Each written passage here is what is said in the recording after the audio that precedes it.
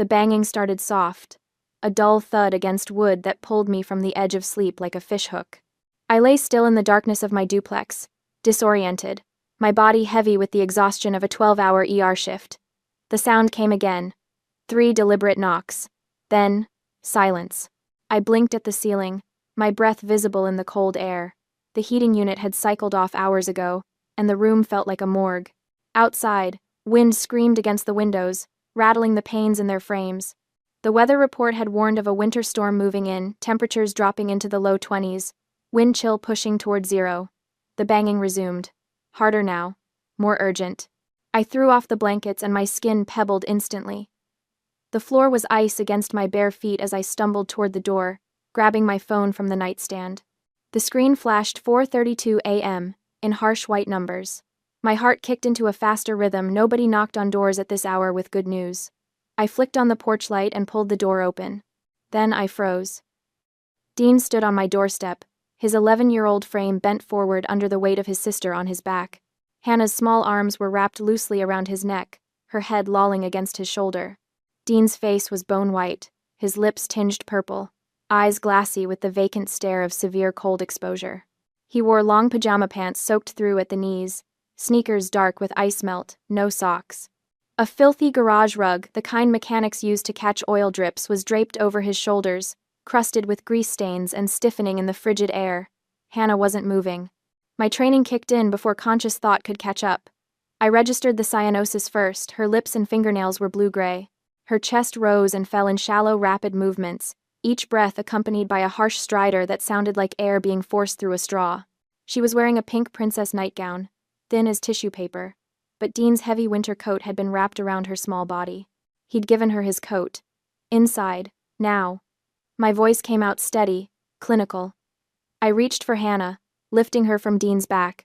She was frighteningly light, her skin cold and waxy under my fingers. Dean's legs buckled the moment the weight came off him, and he collapsed onto my floor in a boneless heap, his legs too numb to hold him.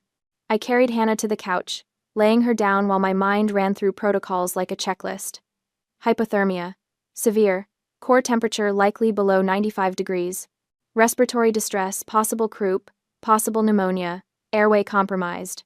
I grabbed every blanket within reach, wrapping her carefully, avoiding the extremities. Warm the core first. Warm the arteries. Rapid rewarming of frozen limbs could send cold blood flooding back to the heart and trigger cardiac arrest. Her breathing was getting worse. I ran to the bathroom, yanking open the cabinet where I kept my personal medical supplies, a habit from years of night shifts and emergencies. The nebulizer was still in its box, unopened. I'd bought it 6 months ago when a patient's family couldn't afford one. Never thought I'd need it for my own niece. My hands shook as I assembled the mask, filled the chamber with saline, and fitted it over Hannah's small face. The machine hummed to life, mist flowing into her airway. Her stridor eased slightly, the desperate wheeze dropping half an octave.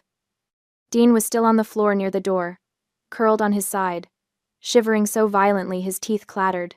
I grabbed my phone, hands trembling now, not from cold, but from rage so pure it felt like ice water in my veins. I hit 911 and put it on speaker, my fingers already moving back to Hannah to adjust the nebulizer angle. 911. What's your emergency? This is Nurse Willow Hart. License number RN 4022. My voice was glass smooth, professional. Reporting 2 pediatric medical emergencies at a private residence. Suspected severe child neglect. I need an ambulance and police immediately. 2 children, ages 11 and 7. Hypothermic, one with acute respiratory distress. Address is 447 Maple Grove, Unit B. Ambulance is dispatched. Stay on the line. I set the phone down and moved to Dean. His eyes tracked me, but he couldn't speak, his jaw locked from the cold.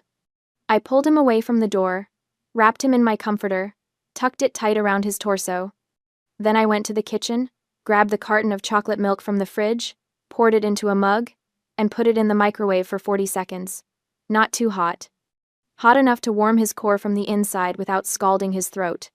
The microwave beeped. I tested the temperature against my wrist, warm, but not burning, and brought it to Dean with a straw. He took small sips, his hands too stiff to grip the mug. Each swallow made his face twist in pain as warmth met frozen tissue. I knelt beside him, one hand holding the mug, the other checking Hannah's pulse, thin and rapid, but there. My brain cataloged injuries with clinical detachment. Frostbite on Dean's toes, visible through the holes in his soaked sneakers. Malnutrition, both children were underweight, cheekbones too prominent, eyes sunken. Hannah's fingernails were dirty, ragged. Dean's hair was matted, greasy. These were my brother's children. Joshua and Jane lived in a mansion in Riverside Heights, 5 bedrooms. Heated floors, an expensive wine collection, and they'd sent their children out into a winter storm in pajamas. My hand tightened on the milk carton until it crumpled slightly. Dean flinched, and I forced myself to loosen my grip. This wasn't the time. Later, there would be time for rage. Right now, I was a nurse. Right now, these children needed me steady. Sirens cut through the wind outside, distant at first, then louder, red and blue lights washing across my windows. I looked down at Dean, still wrapped in my comforter, his eyes ancient in his child's face. Those eyes had seen too much, understood too much. They held no surprise at being here, no confusion. Just a weary resignation that broke something in my chest. The paramedics would ask questions, the police would ask questions, and I would answer every single one, because this wasn't over. This was just beginning. The ambulance doors slammed shut behind us with a metallic finality that echoed in my chest. Hannah lay strapped to the gurney, her small face obscured by an oxygen mask fogging with each labored breath. The rhythmic hiss of compressed air filled the cramped space as the EMT adjusted the flow rate, his gloved hands moving with practiced efficiency. I sat on the bench beside Dean, my hand wrapped around his smaller one. His fingers were still cold despite the thermal blankets cocooning him. The boy stared at the ceiling of the ambulance, his eyes tracking the LED strips overhead, with that same unsettling flatness I'd seen at my door. "Can you tell me what happened tonight?" I kept my voice low, clinical, the same tone I used when coaxing information from trauma patients who needed to talk but couldn't bear to be pushed. Dean's throat worked. For a moment, I thought he wouldn't answer. Then his lips parted, and words began to spill out in that same monotone whisper that made my skin crawl. Mom and Dad left at 5 o'clock. There was a party, a casino opening. Dad said they needed to beat the cold front. He paused, swallowing. They told us to order pizza and go to bed by 9. The EMT's hands stilled for half a second on Hannah's A4 line before resuming their work. I felt my jaw tighten but kept my expression neutral. At 10, we noticed Snow wasn't inside. I put on my pajamas and my winter coat and went to look in the backyard. Hannah was supposed to wait in the living room. His voice cracked slightly. She got impatient. She only had her nightgown and that thin jacket. She didn't understand how cold it was. I watched his profile as he spoke.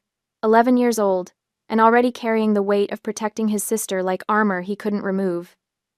The wind caught the door. It slammed shut. The smart lock engaged automatically. He said those last 2 words with a bitterness that sat wrong on a child's tongue. I tried the code. It didn't work. I called Dad, then Mom. No one answered. My free hand curled into a fist against my thigh. The vinyl bench crinkled beneath my scrubs. Why didn't you call me? Dean's eyes finally moved, sliding toward me with a guilt that carved something hollow in my chest. I almost did. I had my thumb on your name, but the phone died. He drew a shaky breath. Earlier, Hannah was crying for Mom. I let her play the restaurant game to calm her down. I forgot to charge it after. The monitor above Hannah's head beeped steadily. Each sound marked another second these children had survived despite every system designed to protect them failing. "It's not your fault, son." I squeezed his hand tighter, feeling the fragile bones beneath his skin. "None of this is your fault." His expression didn't change, but his fingers gripped mine back with surprising strength. We went to the garage. There was a rug, old and dusty, but I wrapped myself in it. I gave Hannah my coat. She needed it more. He spoke faster now, as if pushing the words out before they could stick in his throat. The temperature dropped. It kept dropping. The garage isn't heated. It got down to the same as outside. 23 degrees. The EMT made a soft sound that might have been a curse or a prayer. I couldn't tell which. After what felt like a long time, Hannah started wheezing. Bad. Really bad. I knew if we stayed there, she'd die. Dean's voice finally broke, cracking on that last word like ice under pressure. So I picked her up, and I walked. Through the forest. The shortcut to your place, 1 mile. The ground was frozen and the air felt wet and it just kept taking our heat and… You saved her life. My voice came out rougher than intended. You saved both your lives. I heard a sniffle from the front of the ambulance. The EMT turned away, suddenly very focused on checking equipment that didn't need checking. My own eyes burned, but I blinked the heat away. There would be time for that later. Right now, Dean needed me steady. The ambulance pulled into the bay at Mercy General at 5:30 a.m., the same fluorescent lights I'd worked under for 12 hours yesterday now greeting me from the other side. Hannah was rushed to the ICU immediately, a team of nurses I recognized surrounding her gurney. Dean was transferred to a wheelchair, his frostbitten feet too damaged to bear weight. Officer Jasper found me in the hallway outside the pediatric ward. He was young, maybe 25, with the kind of earnest face that hadn't yet learned to hide horror behind professional detachment. Miss Hart, I need to take your statement. I recounted everything in the same clinical precision I'd use for charting. The temperature of their skin, the color of Hannah's lips, the timeline Dean had given me. Jasper's pen moved across his notepad with increasing pressure, the tip nearly tearing through the paper by the time I finished. And the parents? His voice had gone flat. Where are they now? I don't know. They left for a casino opening at 5 p.m. As far as I know, they haven't been contacted yet. Something cold moved behind his eyes. We'll find them. At 8 a.m., as I was closely watching Dean resting, I heard the sharp click of heels on linoleum. I turned to see a woman in her 50s approaching, her charcoal blazer pressed to knife-edge perfection despite the early hour. Rimless glasses sat on a narrow nose, and her eyes moved over me with the same assessing quality I used when triaging patients. Miss Hart? She didn't offer her hand. Carla Evans, Child Protective Services. My stomach dropped. Carla moved past me into the room where Dean sat in his wheelchair, his damaged feet elevated and wrapped in sterile dressings. She observed him with the detached precision of someone conducting an inventory, her gaze cataloging every visible injury, every sign of neglect. Her pen scratched across a leather-bound notebook. After what felt like an hour but was probably 3 minutes, she turned back to me. Miss Hart, I am Carla Evans from CPS. Her voice carried no warmth, no sympathy, only the weight of bureaucratic authority. Currently, the children are under emergency protective custody. I need to conduct a home study at your residence tomorrow. Our priority is kinship care, but safety regulations are strict. She paused, and those cold eyes pinned me in place. If your home does not meet safety and hygiene standards immediately, the children will be placed into the foster care system upon discharge. The words hit like a physical blow. My duplex was small, cluttered with the chaos of a nurse working 60-hour weeks. I had no children's furniture, no safety locks on cabinets, no funds to transform my space into something suitable for 2 traumatized kids who'd just survived the worst night of their lives. But I couldn't let her see that panic. I forced my spine straight, channeling every ounce of the composure that had carried me through codes and traumas, and patients bleeding out on tables. I'll handle it. Carla's expression didn't change. She simply nodded, made another note, and walked away with that same precise clicking of heels. I stood in the hospital corridor as the sun began to rise somewhere beyond these walls I couldn't see. Around me, the familiar sounds of the morning shift change echoed footsteps, beeping monitors, the low murmur of report being given. I'd been part of this rhythm for years. Now I was on the outside of it, looking in. In this building, my niece fought for every breath while my nephew sat in a wheelchair, his legs still numb and without feeling.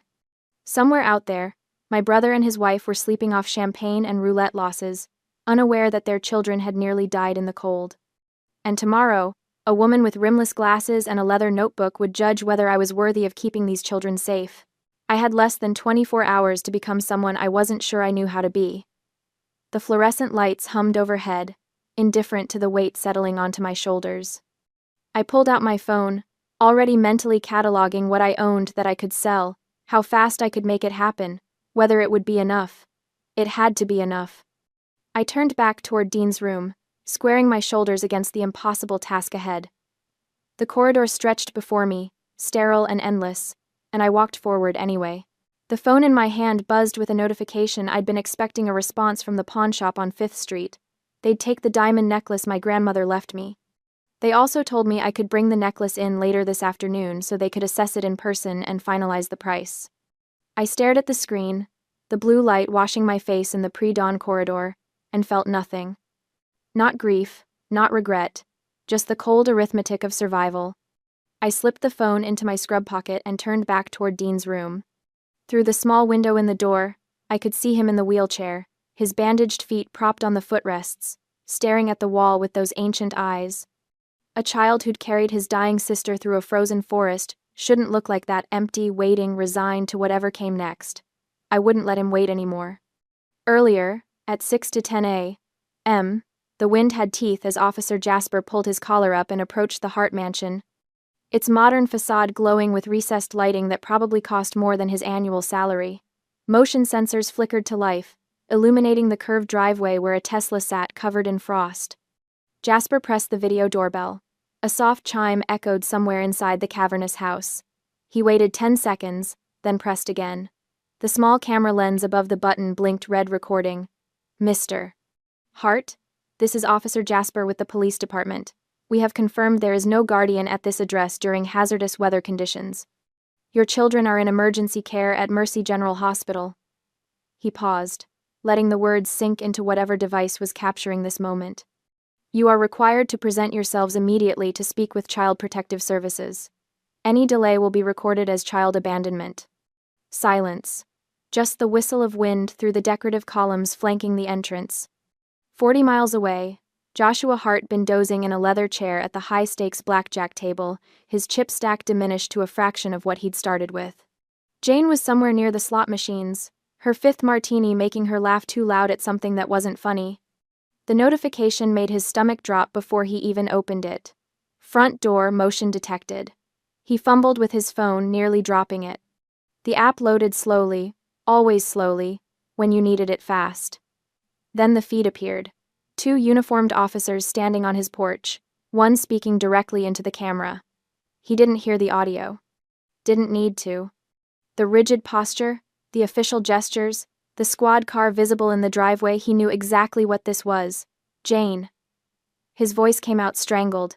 Jane, we need to leave. Now. She looked up from her drink, mascara smudged beneath her eyes. What? We just got here. The police are at the house. Her face went white beneath the foundation she'd applied 12 hours ago. The ER lobby smelled like burnt coffee and anxiety. I'd just finished checking my online bank account, calculating how fast I could liquidate everything when the automatic doors burst open at 9 o'clock sharp. Joshua came first, his expensive suit wrinkled like he'd slept in it. He had, his hair stuck up on one side where he'd tried to smooth it down with wet fingers in the car. The Rolex caught the fluorescent light, gleaming obscenely against his pale wrist. Jane stumbled in behind him, still wearing last night's evening gown. The silk dragged on the floor, stained along the hem. She reeked of gin and cigarette smoke. Where are they? Jane's voice cracked across the waiting room. Heads turned. Where are my babies? A security guard stepped forward, hand raised. Ma'am, you'll need to. I'm their mother. She lunged toward the nurse's station, heels clicking erratically. Someone tell me where my children are right now. Joshua spotted me standing near the hallway entrance. For a moment, our eyes met. I saw him calculate, watched his expression shift from panic to something sharper. He straightened his jacket and walked toward me with the confident stride of a man used to getting what he wanted. Willow. He kept his voice low, reasonable. The voice he used when he needed something. Thank God you were there. This whole thing, it's a terrible misunderstanding. I didn't move. Didn't speak. He stepped closer, dropping his voice to a whisper. I know how hard nursing school was for you. Those loans, what are you carrying now? 60,000? 70? His breath smelled like alcohol and desperation. I'll pay them off. All of them. Today. Just tell the police this was an accident. My hands were shaking. I pressed them against my sides, felt the rough fabric of my scrubs ground me. You locked your children outside in 23-degree weather. We didn't lock, the smart lock malfunctioned. You know how technology is. His smile was practiced, polished. Think about it, Willow. No more debt. You could finally breathe. No. The word came out flat. Final. His smile evaporated. You're making a mistake. The only mistake was letting you near those kids for 11 years. His hand shot out and gripped my arm, fingers digging in hard enough to bruise. Listen to me very carefully. I will hire the best attorney in this state. I will strip that nursing license right off your wall. You'll never work in healthcare again. Joshua. Jane appeared at his elbow, her voice taking on that practiced sweetness she used when she wanted something. Maybe Willow just needs time to think about what's best for the children. A stable home, their own rooms, everything they're used to. She looked at me with eyes that were calculating beneath the smudged makeup. You live in a duplex, right? How many bedrooms? Something cold and sharp crystallized in my chest. I met her gaze and watched her confidence flicker. 1, I said. But it's warmer than your garage. Joshua's face went purple. You self-righteous. He shoved me. Hard. I stumbled backward, my hip hitting the corner of a metal medical cart. The impact sent instruments clattering across the linoleum. Pain exploded through my elbow as I caught myself against the wall, my palms scraping against the rough concrete. My thick winter coat had absorbed some of the blow, but my arm throbbed where I'd connected with the cart's edge. Don't touch her. The voice was small but fierce. Dean actually stood, gripping the arms of his wheelchair, his bandaged feet bare against the footrests. His face was white with pain, but his eyes burned. Don't you ever touch her. His voice cracked, rising to a scream. You left us. You left us to die, and you don't even care. Jane stared at her son like she'd never seen him before. Her mouth opened, closed. No sound came out. Security! The nurse at the station was already on the phone. We need security to the ER lobby immediately. 2 guards appeared within seconds. The police received the call. 5 minutes later, Officer Jasper appeared on the scene. Joshua tried to back away, hands raised, already shifting into his reasonable man persona. This is a family matter. My sister is clearly upset and making... Turn around. Jasper's voice was ice. Hands behind your back. You can't be serious.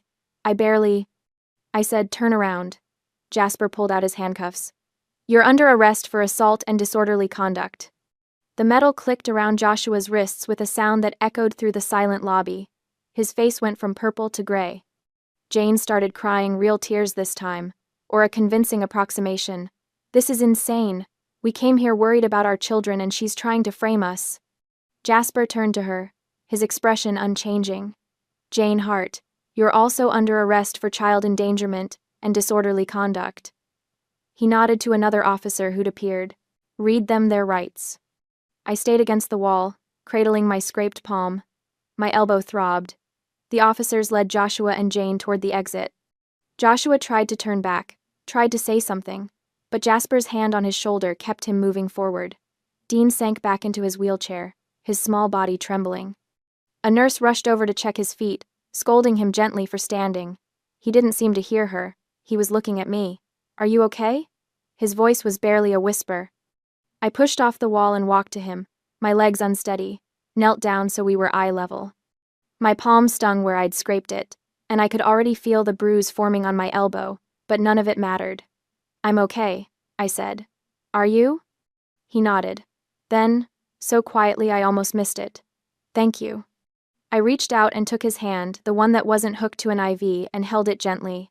His fingers were still cold. Behind us, the security cameras had captured everything. The hospital was already pulling the footage. My arm hurt. My palm was bleeding. I had less than 20 hours to make my duplex suitable for 2 children I barely knew.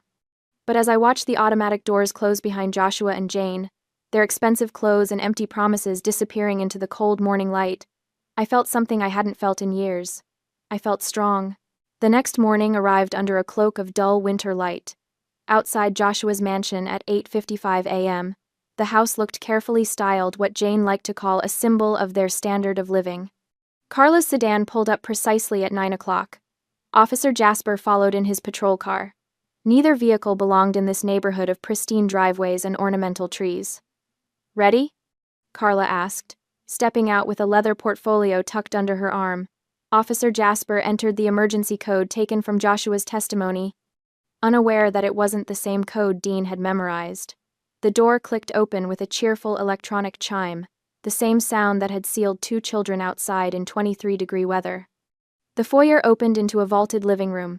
Italian leather furniture formed perfect right angles around a glass coffee table.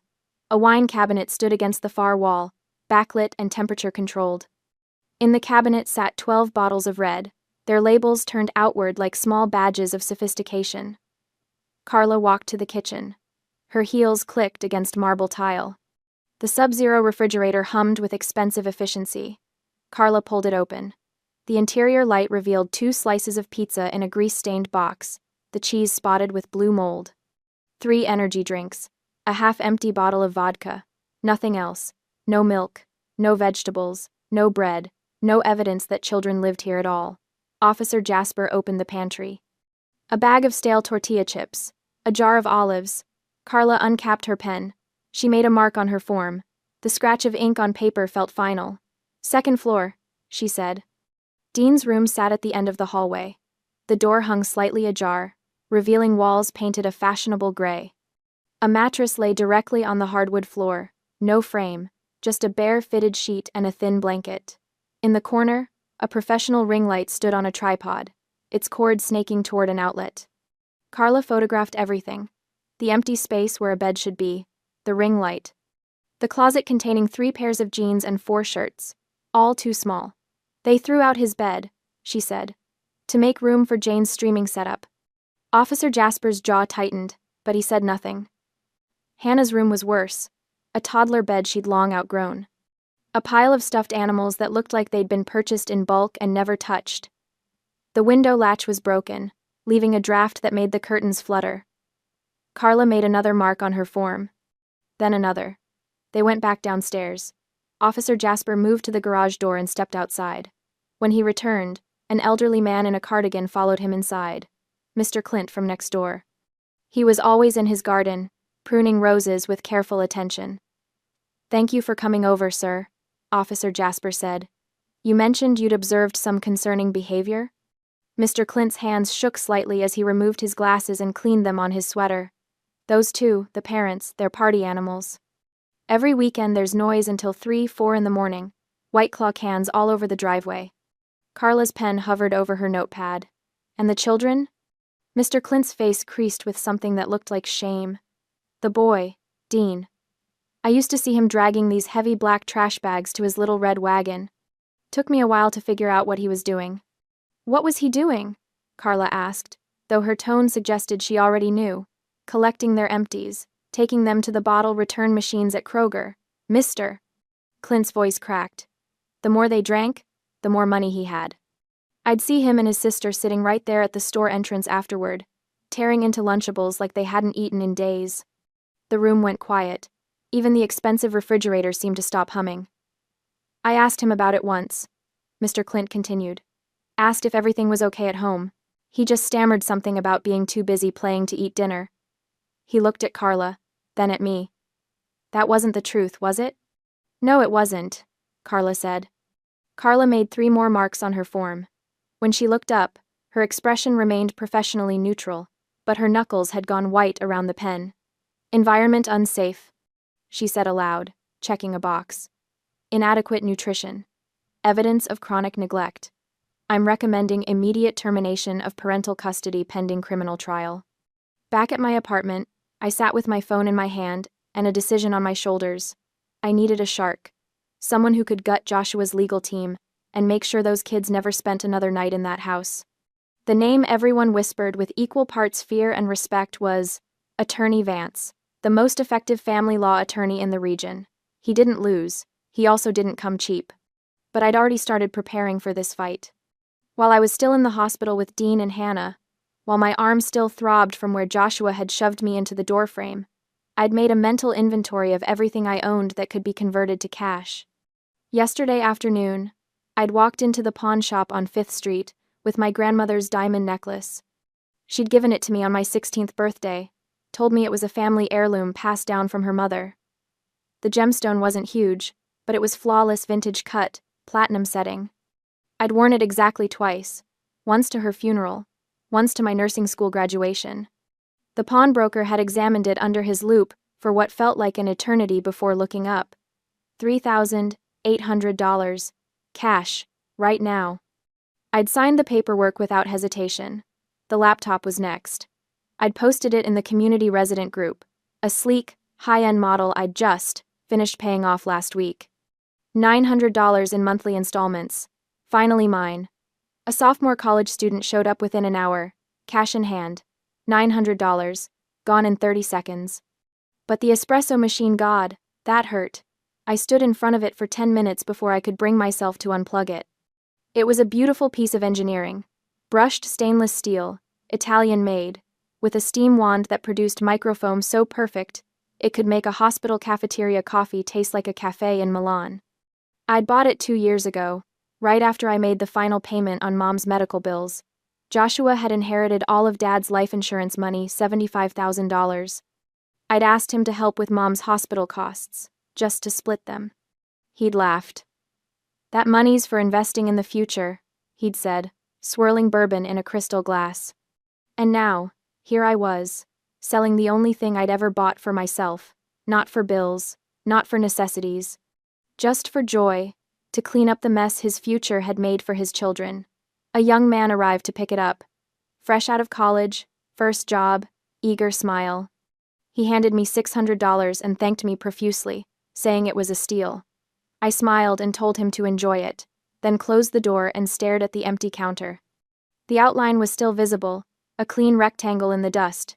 My brother didn't just exploit me, he was cruel to his own children. I steeled my resolve. Those kids would not spend one more day under his roof. Total funds, $5,300 from sales, $7,500 from savings, $12,800. I walked into the law offices of Attorney Vance at 10 a.m. The receptionist led me to a corner office with floor-to-ceiling windows overlooking the courthouse. Symbolic, I thought. Attorney Vance was a man in his early 50s, silver-haired and sharp-eyed, with the kind of presence that made you sit up straighter. He didn't waste time on pleasantries. "Show me what you have." I slid the medical records across his desk. Dean's frostbite treatment, Hannah's hypothermia and asthma crisis, my own injury report from the ER. Then the photos, my bruised arm, the kid's hollow eyes, the screenshots I'd taken of Jane's Instagram stories, showing champagne bottles and party lights on the same nights Mr. Clint described. Vance studied them in silence, removing his glasses halfway through. When he looked up, his expression was unreadable. "I can guarantee you win permanent custody," he said flatly. "I can also guarantee your brother serves time. The retainer is $9,000. I reached into my bag and pulled out the cash. Bills in neat stacks. I placed them gently on his mahogany desk. "Then let's begin," I said. He slid a contract across the desk. I signed. This transaction, this exchange of every material thing I valued, was purchasing a peaceful future for 2 children who'd never known one. The afternoon, Carla Evans arrived at my duplex for the home study. She swept through the apartment with the precision of a drill sergeant, checking expiration dates on every carton of milk in the fridge, shaking the newly assembled bunk beds to test their sturdiness. I'd stayed up until midnight putting those beds together, my hands blistered from the Allen wrench. She paused in front of the kitchen counter, the empty space where the espresso machine used to be, and I saw her eyes linger there. Then she looked at the stack of receipts I'd left on the table. New bedding, children's clothes in the correct sizes, asthma medications, a humidifier for Hannah's room, nightlights shaped like stars. Carla picked up the receipts, studied them, then set them down. She uncapped her pen, stamped "Passed" on her clipboard, and looked me in the eye. "You can pick up the children tomorrow morning."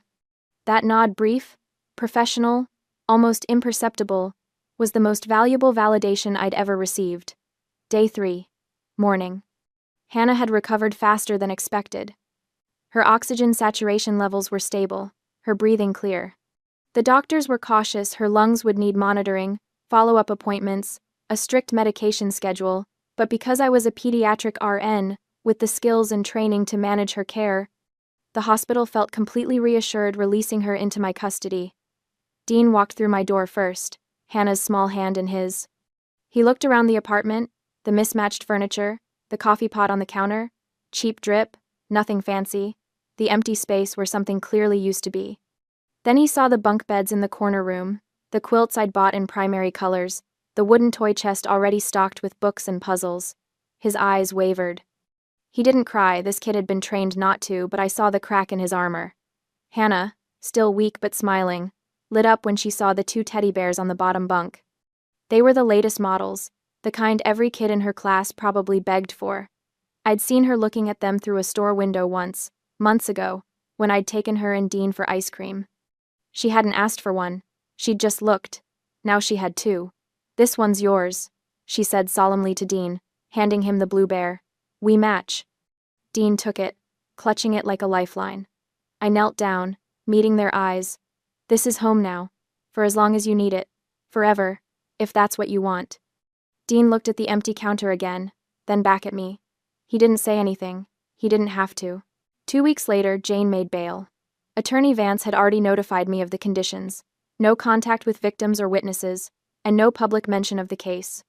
They were standard protective measures, designed to shield the children from further trauma. Jane ignored them immediately. That evening, Dean was doing homework at the kitchen table when my phone exploded with notifications. Instagram, Facebook, Twitter. Jane had gone live on every platform simultaneously.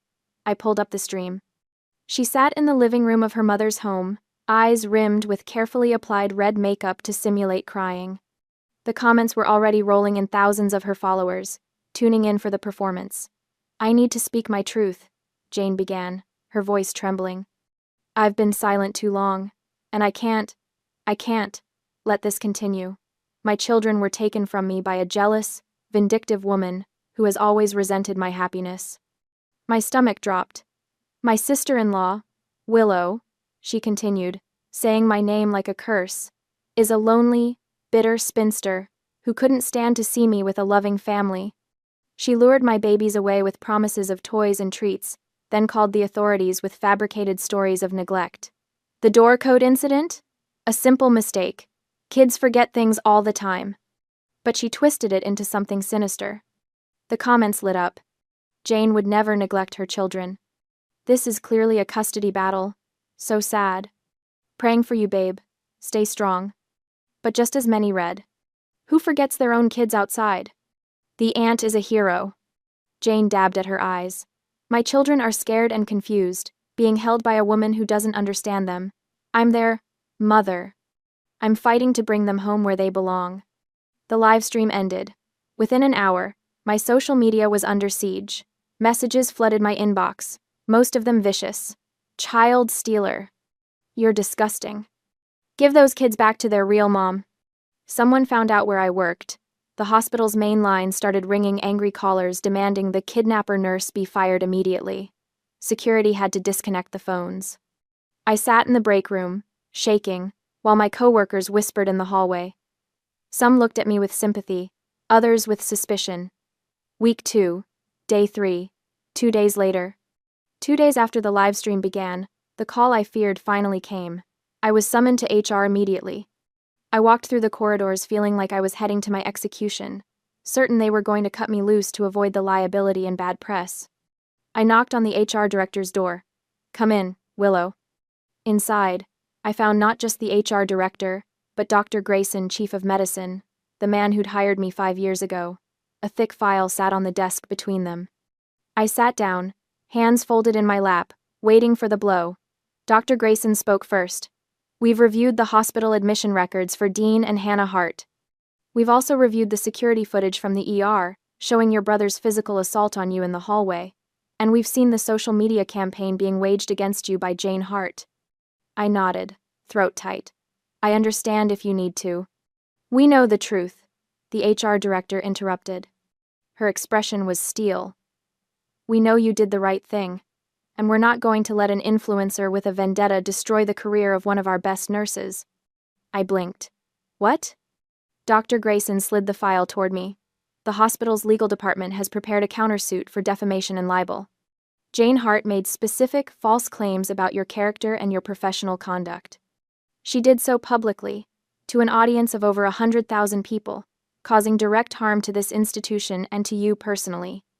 We have documentation, witnesses, and video evidence to refute every claim she made. We're going to bury her," the HR director added quietly. I stared at the file, then at them. You're supporting me? Willow? Dr. Grayson said, and his voice was gentler than I'd ever heard it. You've dedicated to this hospital. You've worked double shifts, covered holidays, trained new staff, and saved countless lives. When your mother was sick, you didn't miss a single shift. You're the kind of nurse we build a hospital around. So yes, we're supporting you, unequivocally. Treason. I wept with relief. They were shielding me. The final piece of the puzzle fell into place the very next afternoon. The text came from an unknown number while I was giving Hannah her nebulizer treatment. You don't know me, but I was at the party the night your nephew and niece were locked out. I need to tell you something about the door code. My heart stopped. I stepped into the hallway and called the number.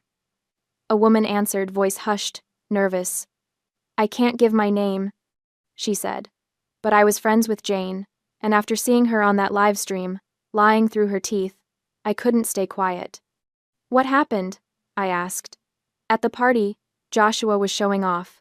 He'd just installed this fancy smart lock system and wanted everyone to see how advanced it was. He pulled out his phone and demonstrated changing the code remotely.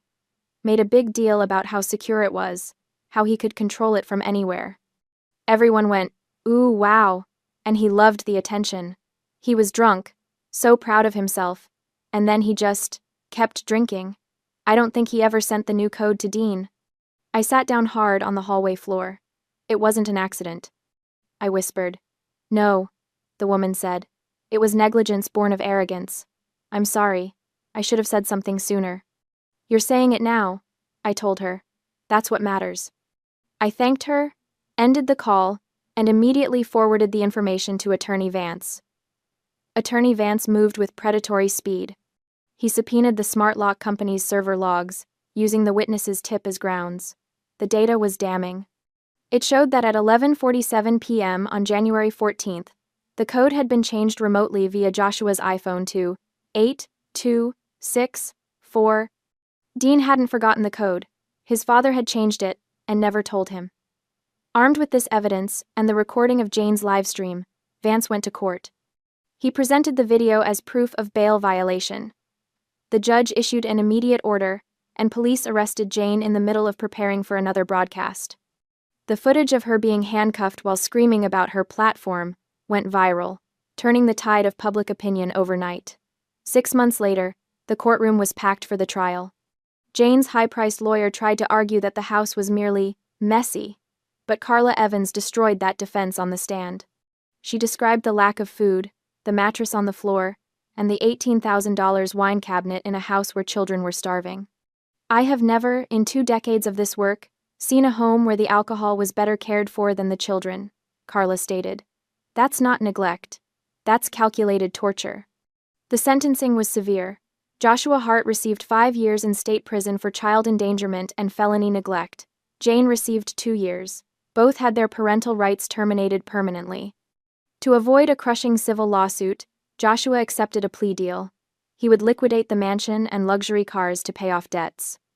The remaining equity, approximately $300,000, would be transferred directly into a trust fund for Dean and Hannah, managed by me. Additionally, 40% of his future income post-incarceration would be automatically garnished for child support. I sat in the courtroom watching my brother lose everything, feeling no joy, only the immense, quiet relief of safety. The suburbs smelled different, cleaner somehow, like fresh-cut grass and possibility. I stood in the backyard of our new house, watching Dean pitch baseballs to Aaron while Hannah drew chalk flowers on the patio. The house wasn't huge, but it was ours. 3 bedrooms, 2 bathrooms, a kitchen with enough counter space for a proper coffee maker, and a backyard big enough for a swing set and a vegetable garden. 2 years had passed since the trial. 2 years since I'd sold my grandmother's necklace and my espresso machine. The court had auctioned Joshua's mansion, and while the trust fund secured the children's future, I'd used a portion of the settlement to buy this house outright. No mortgage, no landlord. Just a deed with my name on it.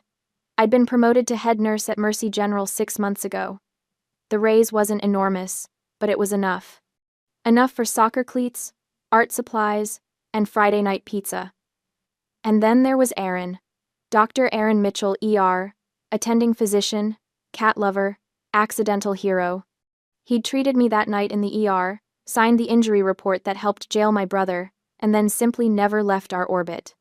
What started as professional courtesy visits evolved into helping with homework, bringing takeout, and eventually, becoming the father figure these kids desperately needed.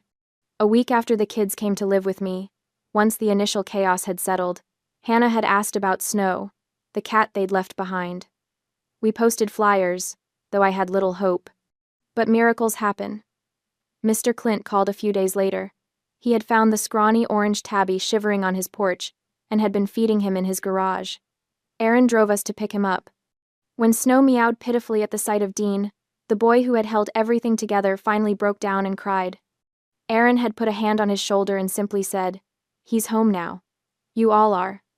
Now, Snow was fat and spoiled, sleeping in sunbeams and demanding treats. Dean was 13, taller and playing shortstop with a wicked curveball. The frostbite scars on his fingers had faded to faint white lines. Hannah was 9, her asthma fully controlled, her laughter filling the hallways that used to be so quiet. On my birthday, Dean handed me a small box wrapped in newspaper. Inside was a silver keychain engraved with the word home. "Thank you for opening the door that night," he said, his voice cracking slightly. "And thank you for selling your coffee machine for me. I knew about that for a long time." I hugged them both tight, knowing every sacrifice, every scary moment, every dollar sold and spent had been worth it. I clutched the keychain, a symbol totally opposite to the cold smart lock that started it all. We had finally